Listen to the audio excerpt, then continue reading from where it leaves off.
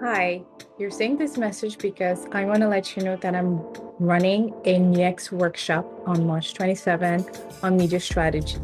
It's called Programmatic Media Planning Made Simple. It's going to be 90 minutes of a workshop, virtual lunch and learn style. We will be able to give you a recording of the workshop if you cannot join. But there's going to be bonuses for the people joining live, as always. Why should you join? Because we don't realize that programmatic media ninjas, that it all starts at the brief, at the media plan level, way before it gets into our hands. And so if you're not able to understand this process, how can we make intelligence decisions when we're optimizing our campaign, deciding which supply vendors to go to, deciding which inventory to continue bidding on or not, deciding how to even recommend new strategies if you don't understand the planning phase? So I invite you to join March 27. The link is below or in this QR code. Make sure you join, make sure you bring your friends. I want to invite as many media traders, ad ops, programmatic ninjas as possible, whoever is working really closely with those teams. Why? Because the more the merrier, obviously, but it's also a free workshop. Why not learn and then be able to implement it in your day-to-day? And one last thing, you already know I'm going to be leaving you with a lot of guides, at least a guide or two. But here are some of the questions I will make sure you understand: how media planning starts, how to make decision in terms of budget allocation. How many times have we not had this? I don't know how much budget should be implemented here or how much budget should be allocated here. We're going to give you the secret sauce. And maybe not last, but maybe one of the many points for your answer is like, when do we RFP? When do we RFI? Why not? How? Where? All of those answers are going to be answered. So make sure you sign up, and I'll see you at March 27th.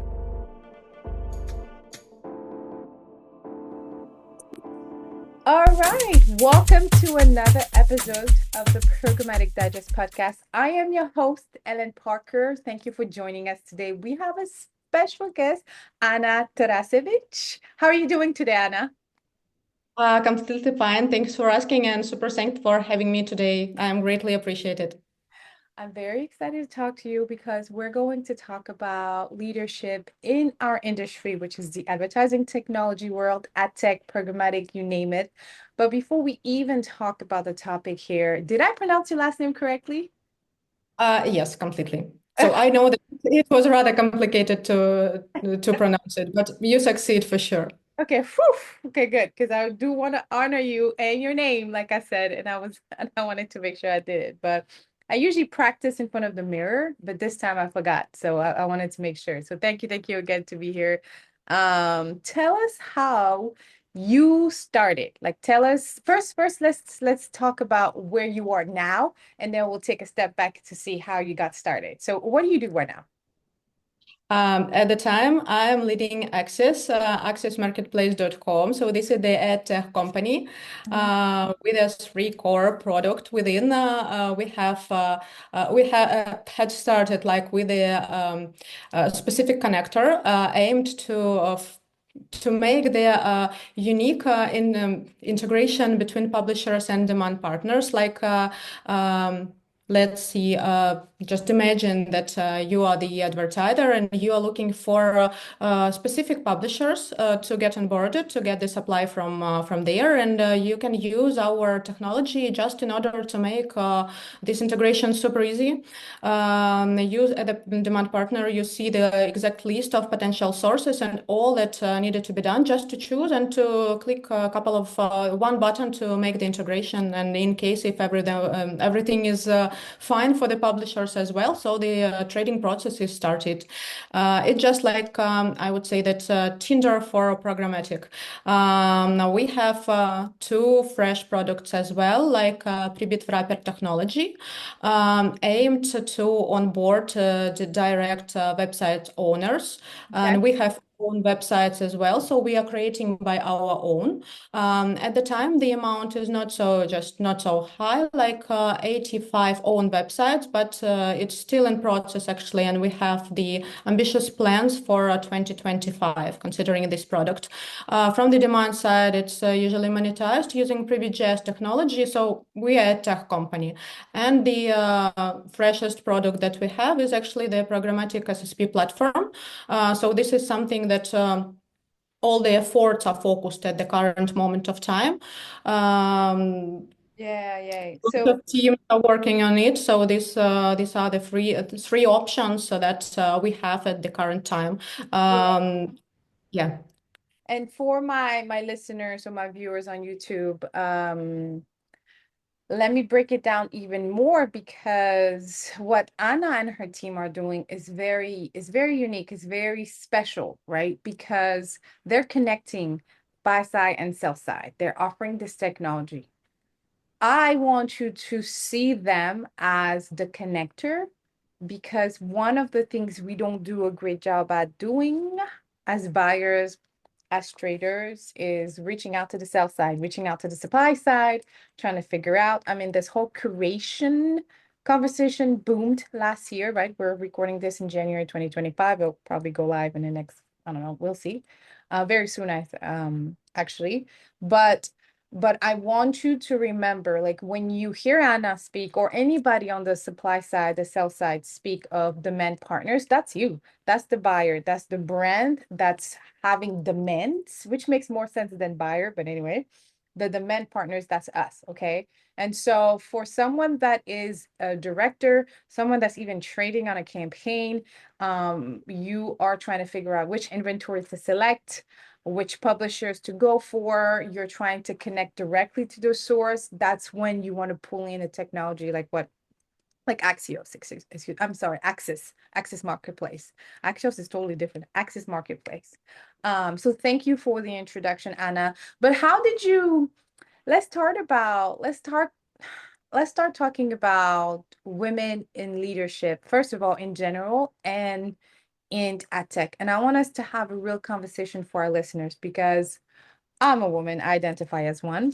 And so whether you're a woman or you identify as one, you're welcome here. If you're not a woman or identify neither, you're still welcome because we need allies. But the struggle is still really real. Wouldn't you not agree? To like be able to move from entry level to managerial to like director maybe, and then to a VP, and then to really be in the leadership and have power. Like, what's your 2025 outlook on leadership in general before we dive into the real challenges from an ad tech perspective? Okay, I will probably start with explaining of just my way here. So Yeah. it was rather complicated actually and took Oh, quite a wow. long. Mm-hmm. So I just started my career in digital marketing like quite a long time ago. It was something like 9 years ago, I would say. So when the programmatic advertising just was emerging in the Ukrainian market. Originally, I am from Ukraine, from Odessa. So back then, we witnessed the introduction to the first open RTB platforms, and I got my start at Clicky, where we were creating the own SDK technology. It was just like quite an innovative for that time. So we ventured into open RTB market with a direct sources, with a direct applications, and that's actually how my the programmatic journey began. But until I was 25, I worked as a lecturer at University of Economics in Odessa, and just was trying to study for my PhD. And just after defending the dissertation on enterprise management, I realized that academy is not for me. Just Wow. Wait, obviously. first of all, did she said Yes, it was PhD? really strange. Yeah, Complete. PhD in managerial leadership, you said? And Yes, Exactly. So I spent a couple of years just being a lecturer, and then I just started to ask myself, so what I'm just doing here when I have only the theoretical knowledges. So my approach is just like providing the combinations of just different options, like not only the theory, but the practical option as well. So this is what I wanted to do, and I just started to question myself: how can I just ask the people to do something that I practically cannot do by myself? And that's why I decided to get some practical knowledges. And actually, the topic of my dissertation was like providing the system of monitoring of the enterprise economy. And it was something that probably helped me to build the processes in Axis as well, because at the end, Axis is like just the simple business, like many others companies like non-ed tech. So managing it required the similar approach, like planning, analysis, optimizing, just with a little bit innovation, I would say. Yeah. So economics is the field that is really theoretical, and that's why I decided to move to something more practical. And I actually was started like just from the middle general manager, and then to product owner, because I just caught myself on the thought that probably I need to do something like. Mm, Maybe less business and maybe less considering just like just talking with the people, but to see the exact result of my efforts, to see the exact product. And I spent a couple of years in affiliate marketing company where we built the youth showcase product. It was actually rather successful. It increased the total turnover of the company on 30%, which was just like quite high result for 2 years that I spent there. And then I just was offered to handle Access, and I thought that it was a good decision and a good choice for me to go here and to try to build the processes here. So you went from scholar to product marketing to Yes, management exactly. and to access, which is where you lead. But at some point, I remember you telling me how you did do some selling, right? Was it during your product marketing years? Some Yes, exactly. So I combined a lot of different, just like job functions.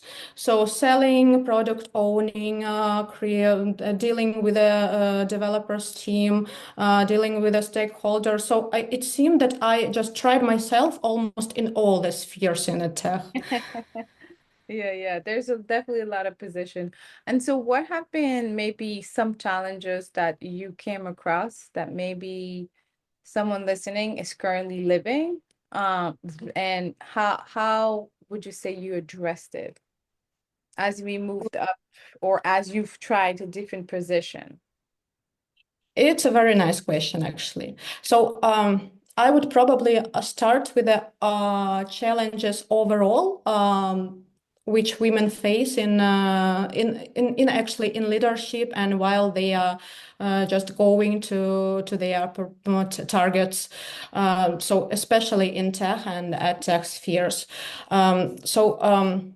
Yeah. Paper and researchers show that only 25% of executives in tech and tech spheres are women, even in 2024. And women, on average, earn like 18% less than men in similar roles. So one common issue is that women are, I would say that women are often underestimated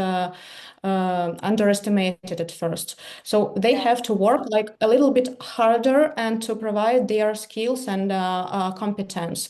So this can be frustrating a little bit. Yeah. And in some areas, like I just noticed that I had a chance to work in affiliate marketing. So in some areas, like affiliate marketing, Right. women are preferred as managers because they are seen as better at negotiating with the media buying teams, who are often men.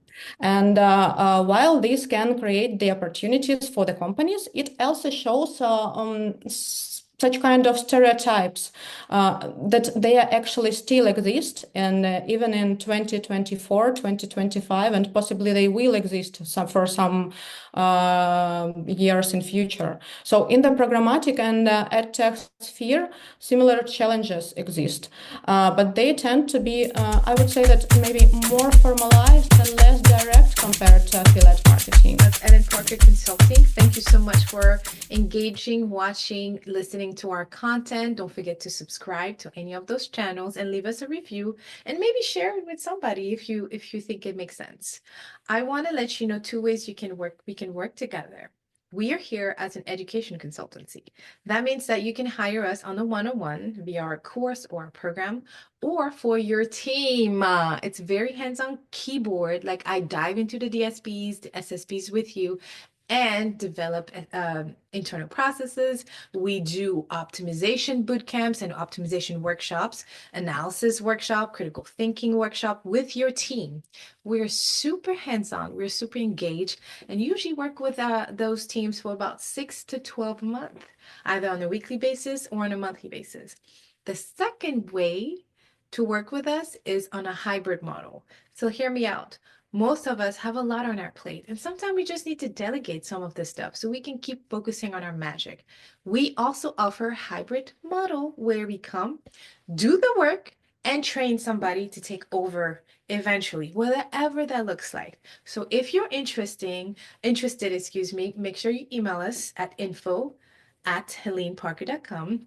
It'll be in the message. It'll be in the description of this video or in the show notes of the podcast. And always, thank you so, so much for all of that you do. And shout out to you for showing up today, yourself, and keep learning.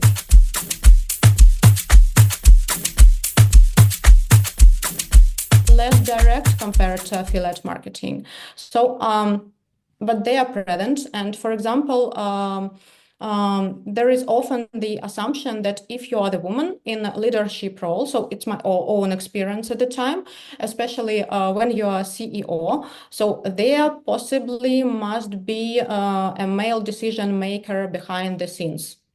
So people are usually really surprised when they realize that I can make my decision just completely independently. So this can sometimes impact just like my own confidence, and it's crucial to stay assured in just like my abilities and not let external perception and such kind of stereotypes just make myself doubt, because I can be frustrated by this. So this, I would say that the maybe not the main, but just a couple of challenges that women usually are facing with. Yeah. You know, when you were sharing, it brought me back a little bit to all of some of the challenges I faced as well. The highest I've ever held at an agency, let's say, was associate director.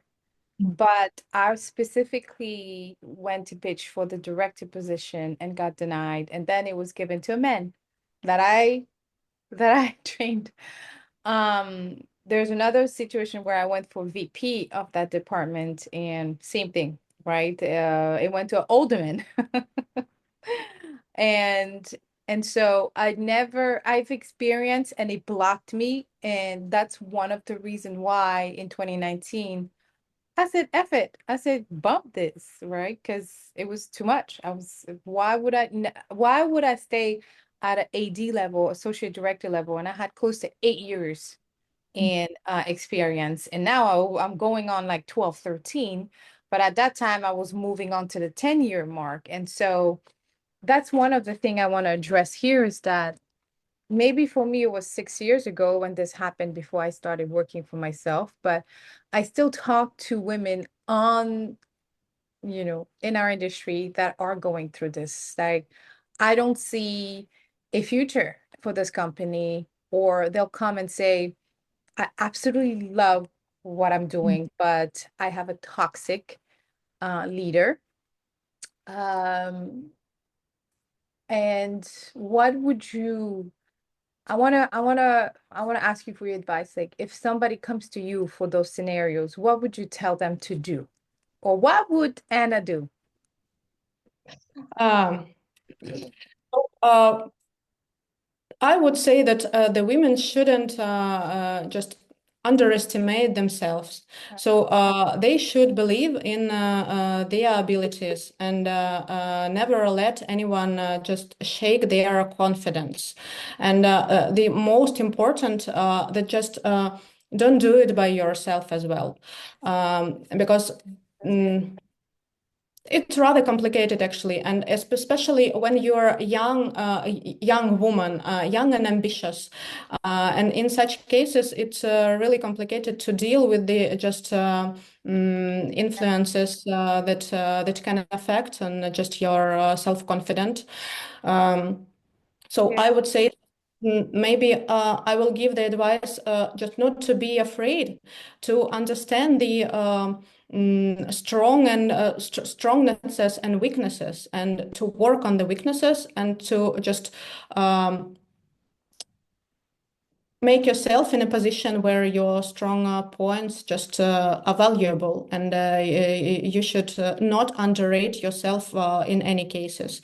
Considering the what we are doing in our company, in order, you just mentioned the toxic leader and just the toxic atmosphere in whole. I can agree with this just completely, because this is something that can happen and actually happened quite just often in different companies.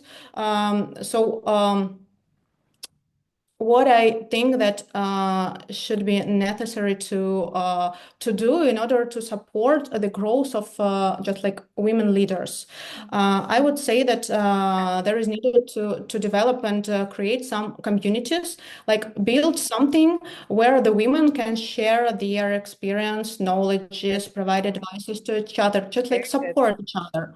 Mhm. Maybe the trainings as well, and just like something that aimed for self-development. Just Yeah. like let's say companies probably should invest in programs that helps women to develop leadership skills, because it's just like quite difficult process for most of the people, not just for the women only, but for the women But yeah. probably mainly. So this can include any trading session, coaching, the access to professional courses and so on. And of course, so when the women is achieving any results, so we can celebrate, we should celebrate it. So we should show to women that they are valuable, and their opinion is just to mean something, and it should just increase the self-confidence for, Increases at least at the moment, for the women. That is crucial for future as well, for future achievements. I absolutely love what you said, because confidence is big, but also authenticity. I would say that's what I heard from you, is that you have to stay confident in what you know and what you can do, and also be open-minded to learning more. And I do think, and I do agree that companies need to take more responsibilities and not just train just for your day-to-day, but offer leadership for everyone, like opportunities to go to like a leadership seminar and not only industry focused seminars. I feel like that's something that's missing in our industry, is that you only get to go to the programmatic IOs, the ad months of the Digiday, when and maybe not not giving a ditch at them. I absolutely love all three. I've attended their events and really love them. But I think that sometimes having that leadership only conversation even internally is so important, which leads me actually to the next question that you mentioned too, is that as a woman, I shucks, I had to go learn on my own a lot. I Googled a lot, we didn't have Chat GPT. So I had to like really look for it. I read a lot of books. That's how my love for, well, I always was a reader, but that's how my love for self-development books have grown. But what would you give, what would you say are two things you overcame, or maybe you did to be in the position that you are? Or maybe, let me rephrase. What is one thing you did to really develop that inner leader first before you went for the position? Um, I can respond on the question just by describing probably just my self-growth as a person. So because this is the just mixed capacities that I used on my side. So considering the inspiration, so it's really important and crucial for me. So I usually believe that inspiration can Mhm. help to grow up for each person. And when we are talking about me, for me, it's really important. So what I'm doing on my side, like to get inspired. So I usually listen to different podcasts, like the Knowledge Project by Shane Parrish. Oh, And yes, and it usually just delve us into the topics like such as decision making, mental models, personal growth. These are one mhm. part of my learning process, and I also just I keep learning. So there are a lot of interesting platform programs like TradeDesk has and other tech companies. They usually are providing with the listeners with some interesting like learning sessions. And even despite the fact that I'm 9 years in industry, I'm still doing it. So I'm still listening and considering the making myself as a leader. Um, the main inspiration probably were just like the books, because to be honest, for me, just I prefer like something fictional more than how-to books on leadership. So I learn more effectively on my side through the allegories and by observing how fictional characters grow, struggle, and ultimately achieve their goals. So like I can just name a couple of Yeah, my go. favorite books like Gone with the Wind by Margaret Mitchell. Just it was a super nice story of resilience and inner strength. Theodore Dreiser's trilogy, the Financier, the Titan, and the Stoic, exploring the path to success and just compromises along the way. Mary Stuart by Stefan Zweig. So this is the vivid example of strength and strategy in fight for one place, and probably these strong characters inspire me. So I believe that I am making the effort to grow myself as a person, and then at the result, I am growing as a leader as well. So it's just like it works in a such way on my side. Wow. I don't know if y'all heard, and I'm talking to the listener or the viewer here, but she said you never stop learning. And I mean, we've been advocating this forever, but I truly never stop learning. But I also want to point out something so powerful that you said is that, you may not be into self-development, non-fictional books, but you're into fictional books and you learn from it. And I feel like that's so powerful to say, to be able to be so open-minded and so willing to learn and understand others' perspective, that you are learning in every aspect of life. And I feel like that's a superpower. Like, just in case you didn't know, but that's your superpower. I have there's an influencer I follow. His name is Nehemiah Davis, and he said it doesn't matter who he talks to, whether it's a 5-year-old or a janitor or CEO or a billionaire. It's like there's always going to be one thing he's going to take out of the conversation, one thing. And he always looks for that one thing and he gets inspired from it and then he go takes action. And so you remind me a little bit of what he shares, that it doesn't matter. And to you that is listening or again watching us, again, take Anna's example. You don't have to have all the self books. I love self-help books. But if this is not it, it's Harry Potter, it's Lord of the Rings, then read from it. I mean, there's great leadership, strength, and resilience in any of the book that you mentioned. And I'll add those in the description too, because I probably should refresh on Gone with the Wind. I haven't watched it in a long time. But it's very inspiring to be so open-minded that you're willing to learn anywhere in any capacity. Now, what I will also challenge you if you're listening is that when you learn, teach somebody else and go do it. Because there's no point of reading, learning all this stuff and you ain't implementing it, you ain't doing it. That's not it, right? We're not saying that. I don't think that's what Anna is saying.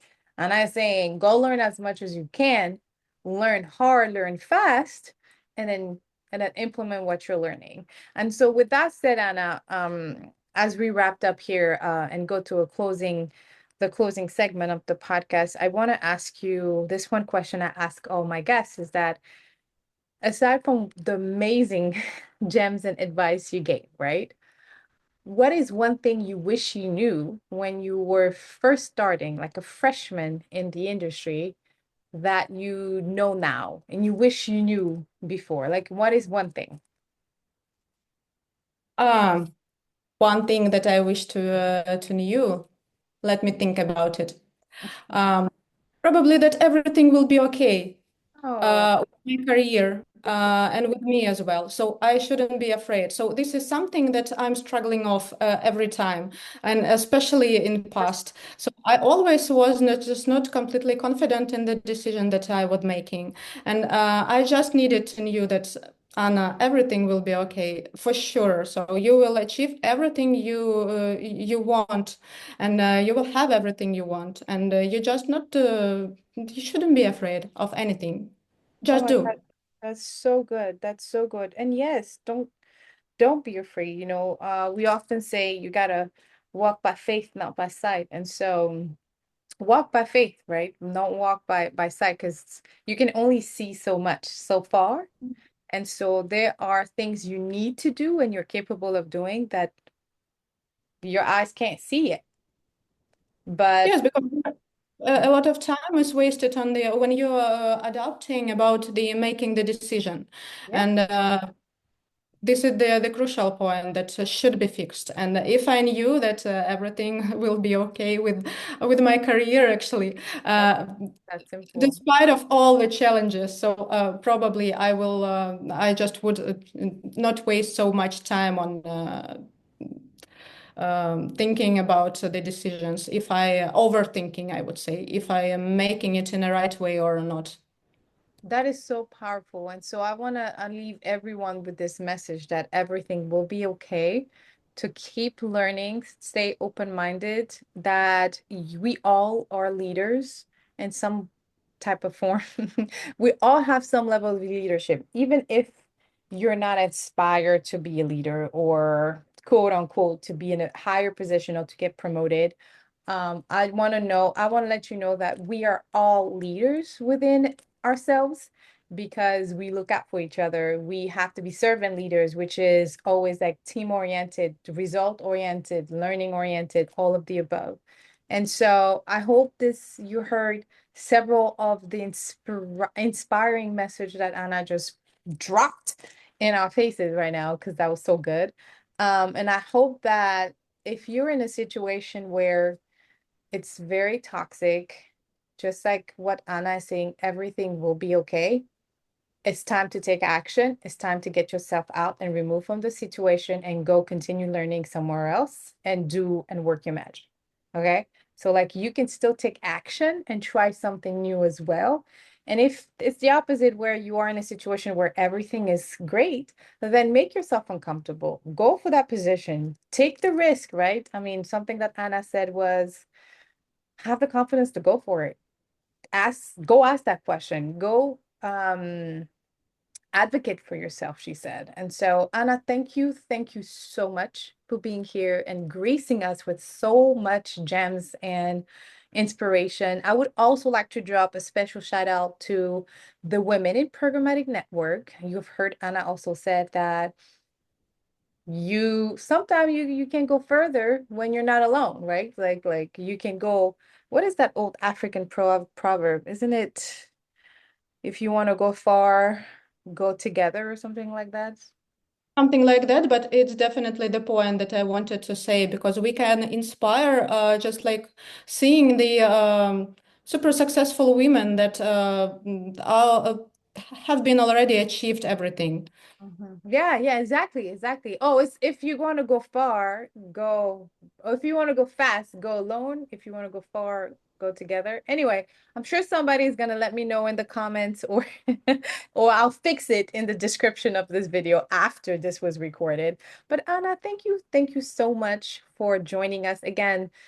This has been brought to y'all by the Women in Programmatic Network. If you are not in the group yet, they have a website. It will be in the show notes of this video and podcast. You can join the WhatsApp group. You can DM me directly and ask me to join, and I'll put you in contact with whomever. But Anna, if anybody wanted to stay in touch with you, how can they do that?